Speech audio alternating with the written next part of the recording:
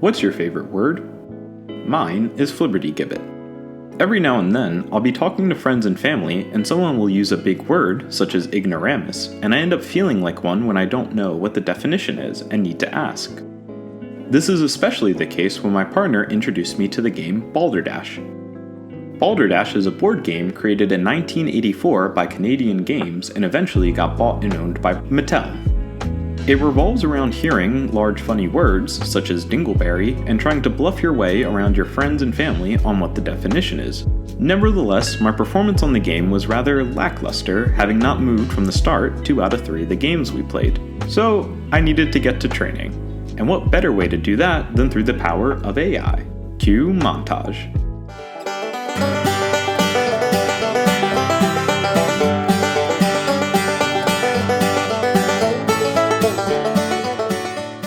Fans of the channel may remember an older video where I talked about recurrent neural networks and how they can be used in predictive graphs. Well, today we meet their bigger sibling, long short-term memory models. LSTMs operate similar to RNNs, however, they come with an IKEA picture explaining how to build them. You have a long-term memory, a short-term memory, and activation gates that help adjust the relevant information. Notice how the use of tanh and sigmoid activation functions. This is because we are looking to minimize the exploding or vanishing gradient problem that is encountered in recurrent neural networks which use ReLU or its variants. Just as forward propagation has increased in complexity, so too has backwards propagation, needing to evaluate the 2 memory states to find the errors before taking the respective derivatives. And just like that, you know the concepts of an LSTM model. Okay, now let's shift our attention over to the app. So, how does it work? To start, I collected a few hundred English words that sound silly enough to be used in the game Balderdash.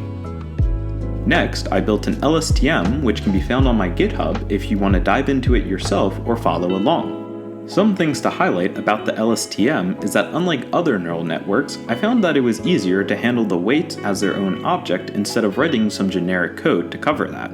This is due to each part of the model acting uniquely and needing its own custom errors and derivatives.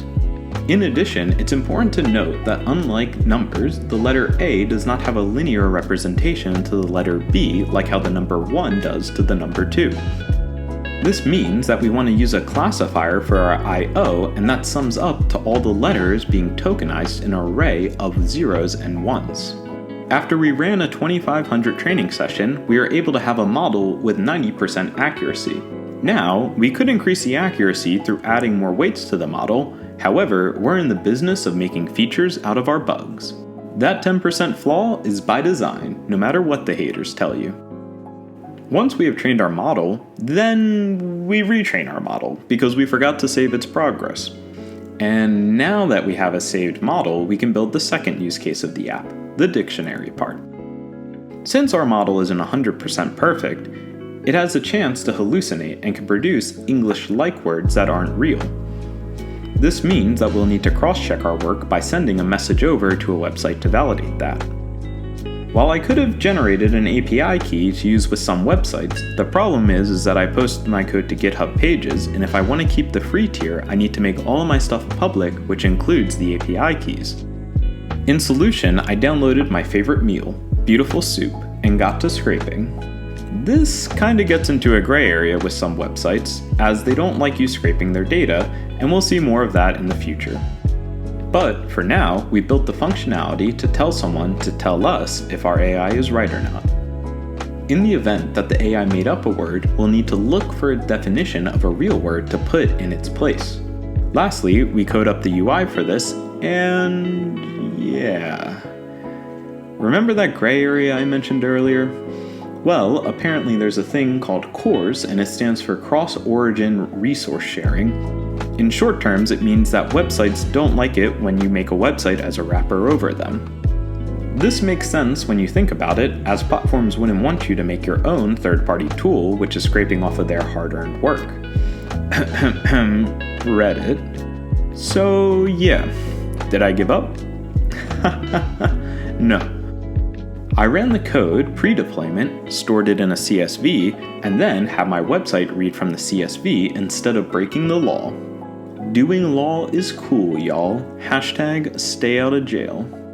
With all that coded up, we now have our Balderdash game. And yeah, I have some training to do before the next game night. This game can be found on my website along with its code on my GitHub, all linked in the comments and descriptions below. If you found this video entertaining or learned something new, you should consider giving a like and subscribe. Happy learning, y'all. Until next time.